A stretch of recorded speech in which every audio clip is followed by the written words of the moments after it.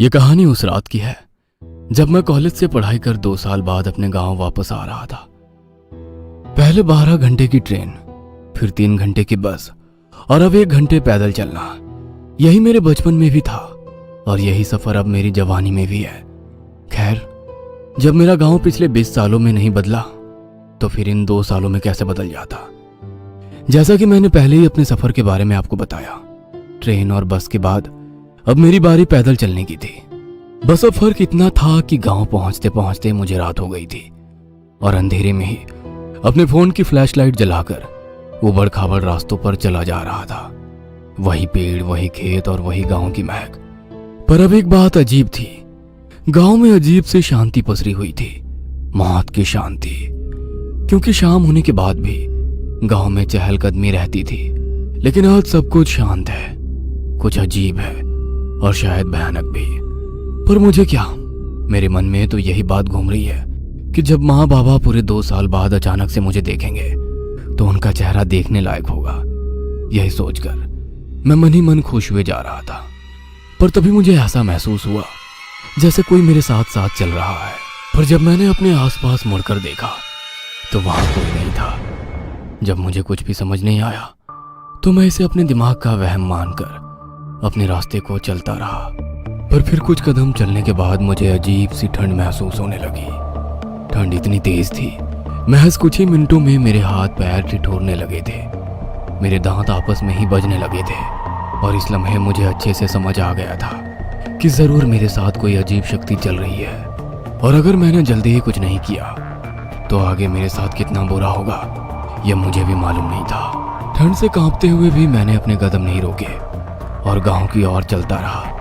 पर गांव अभी भी कुछ किलोमीटर दूर था, लेकिन पल पल बढ़ती ठंड से मेरी जान निकली जा रही थी। सच कहूं तो मेरा दिमाग जमने को हो गया था और जब दर्द मेरे बर्दाश्त से बाहर हो गया तो मैंने कच्चे रास्ते के आसपास लगे पेड़ों के नीचे से सूखी लकड़ियां बटोरी और बैग से लाइटर निकालकर किसी तरह आग जला ली और साथ में अपनी सिगरेट भी। आग के जलते ही धीरे धीरे मेरे जिस्म का खून गर्म होने लगा। अब मेरे मन को बस एक ही बात खाए जा रही थी कि आखिर कुछ ही पल में ऐसा क्या हो गया जिसने मुझे बीच रास्ते में ही रुकने को मजबूर कर दिया था। मैं इस बारे में सोच ही रहा था कि अचानक ही मेरी नजर ऊपर गई और जब मैंने ऊपर देखा तो डर के मारे मेरे जिस्म का रोम रोम कांप उठा था। सैकड़ों कौवे किसी शैतान की शक्ल बनाकर बड़ी शांति से मेरे सिर के ऊपर ही मंडरा रहे थे, जिन्हें देख मैं कांप गया था।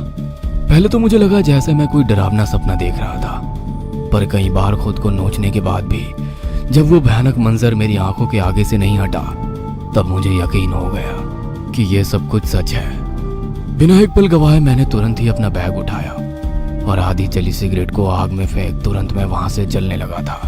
पर मेरे कुछ कदम दूर जाते ही मुझे फिर से बेतहाशा ठंड लगने लगी थी, इतनी कि मेरे कदम तक नहीं उठ रहे थे और कौवों का झुंड किसी शैतान का अक्स बना अभी भी मेरे सिर के ऊपर ही मंडरा रहा था। धीरे धीरे अब मेरे मन में बुरे ख्याल आने लगे। अगर मैं यहीं मर गया तो माँ बाबा को कभी पता ही नहीं चलेगा कि मेरी मौत गांव से कुछ दूर पर ही हुई है। उन्हें तो हमेशा यही लगेगा कि उनका बेटा शहर में ही कहीं गायब हो गया है। हे भगवान, ये अनजाने में मैं किस मुसीबत में फंस गया। माँ बाबा, हो सके तो मुझे माफ करना। मैं अपना कर्तव्य निभाने से पहले ही उस दूसरी दुनिया में जा रहा हूँ। मैं अपनी आखिरी सांसें को समेट खुद में बड़बड़ाए जा रहा था। पर इससे पहले मैं जिंदा से मुर्दा होता, मेरे सिर के ऊपर उड़ रहे सैकड़ों कौवों ने मेरे शरीर के एक एक कोनों को ढक दिया, जैसे गिद्धों का झुंड किसी जानवर के मांस को नोच नोच कर खाने को बेताब हो। मेरे मुर्दा शरीर पर सफेद कफन नहीं बल्कि सैकड़ों कौवों का काला कफन बिछ चुका था। मैंने खुद को बचाने के लिए हाथ पैर भी मारे, पर कुछ फर्क नहीं पड़ा, क्योंकि ठंड से तो पहले ही मेरे आधे शरीर ने काम करना बंद कर दिया था।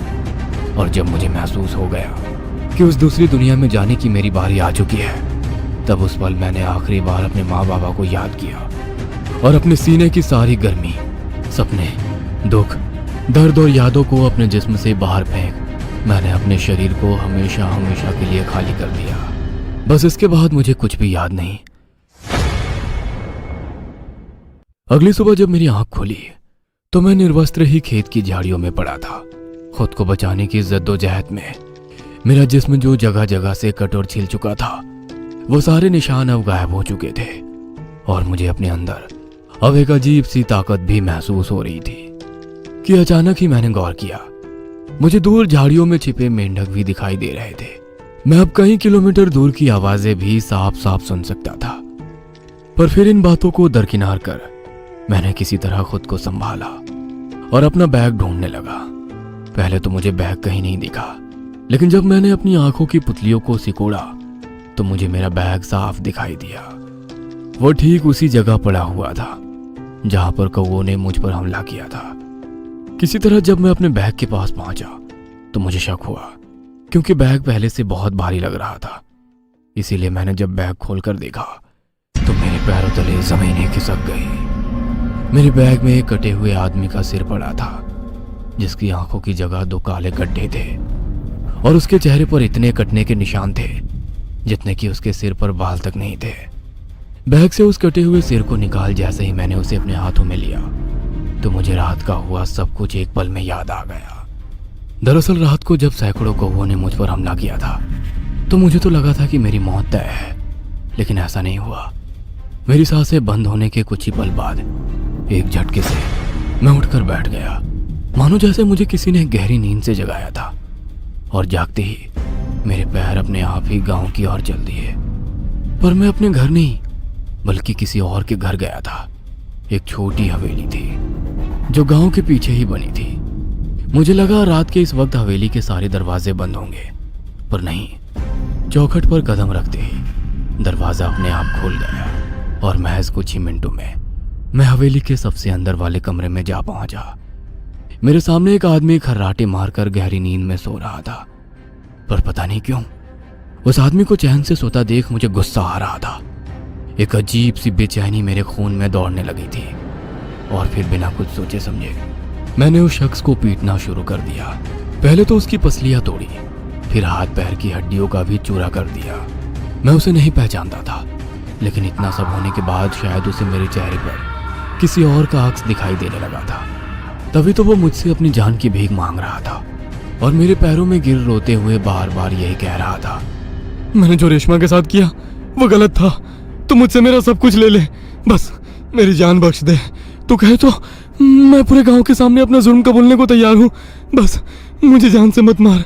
मैं तेरे प्यार पकड़ता हूँ, मेरी पत्नी पेट से है, मेरे अलावा उसका इस दुनिया में कोई नहीं है, मुझे छोड़ वो। इससे पहले वो शख्स अपनी बात पूरी करता, मेरे एक इशारे पर आसमान में उड़ रहे सैकड़ों कौवे उस शख्स पर टूट पड़े और जिंदा ही उसके जिस्म से मांस नोच कर खाने लगे। पहले तो दर्द में चीखा, लेकिन जब कौवों ने उसके हलक से उसकी जुबान तक नोच डाली तो महज वो एक सिसकिया ही लेता रहा। और जब उसके जिस्म में आखिरी सांस बची थी तब मैंने गुस्से में अपने दांत भींचते हुए उसका सिर धड़ से अलग कर दिया। हाँ दोस्तों, मेरे बैग में जो कटा हुआ सिर था उसे उखाड़ने वाला हैवान कोई और नहीं बल्कि मैं ही था। यह भयानक मंजर सोच मैं डर गया था। इतनी हैवानियत मुझ में कहां से आई? मैं दरिंदा कब से बन गया था और एक खूनी भी? नहीं नहीं नहीं नहीं नहीं रोमी, पुलिस को अगर पता चला कि इन सब के पीछे तू है तो भविष्य शुरू होने से पहले ही खत्म हो जाएगा। खुद से कहते हुए मैंने उस कटे हुए सिर को वापस से अपने बैग में ये सोच कर रख लिया कि यह सबूत किसी के हाथ ना लग जाए। मैं इस सोच से डर गया था। फिर किसी तरह खुद को शांत कर मैंने बैग से बचे हुए कपड़े निकाल उन्हें पहने दौड़ता हुआ अपने गांव को चल दिया। पर गांव में पहले से ही अफरा तफरी थी, किसी बात का हल्ला हो रहा था। लेकिन जैसे ही माँ बाबा ने मुझे देखा तो उनकी सारी चिंता एक पल में ही खुशी में बदल गई थी। माँ ने तो मुझे देखते ही सीने से लगा लिया और बाबा की आंखों में भी खुशी के आंसू उतर आए थे।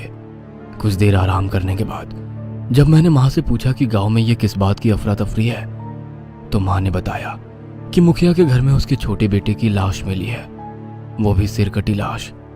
मैंने जैसे ही ये सुना मैं डर कर तुरंत ही उठ खड़ा हो गया, क्योंकि मुझे पता था कि जो लाश मिली है उसका सिर इस वक्त मेरे ही बैग में पड़ा है। पर इससे पहले मैं कुछ कहता, माँ ने कहा, वैसे अच्छा ही हुआ मुखिया के बेटे के साथ जब से शहर से आया था पूरे गांव वालों की नाक में दम कर दिया था। गांव की बहू बेटियों पर हमेशा ही बुरी नजर रहती उसकी।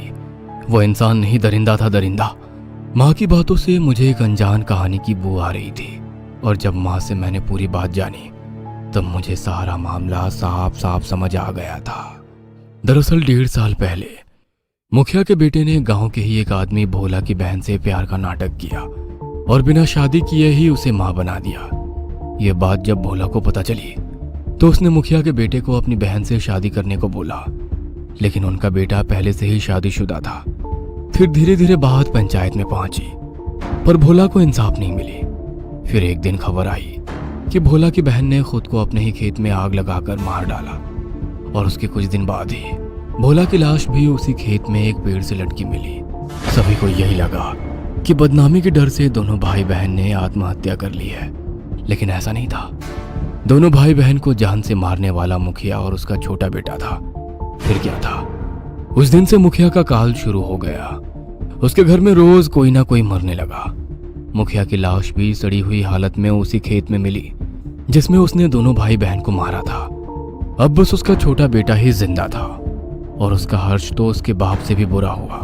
कम से कम मुखिया के सिर कंधों पर तो था, उसके बेटे पर तो वो भी नहीं है। सारी कहानी जान मैं समझ गया कि मेरे साथ जो कल रात हुआ उसे करने वाला भोला ही था और भोला ने ही मेरे शरीर का सहारा लेकर अपना अंतिम बदला ले लिया था। यह सब सोचते हुए मैंने अपने हाथ में अपना बैग पकड़ा और छत पर जाकर अपनी आंखें बंद की और कौओं का आवाहन किया और उनके आने पर मैंने अपने बैग से कटा हुआ सिर भी निकालकर उन सैकड़ों कौओं के हवाले कर दिया।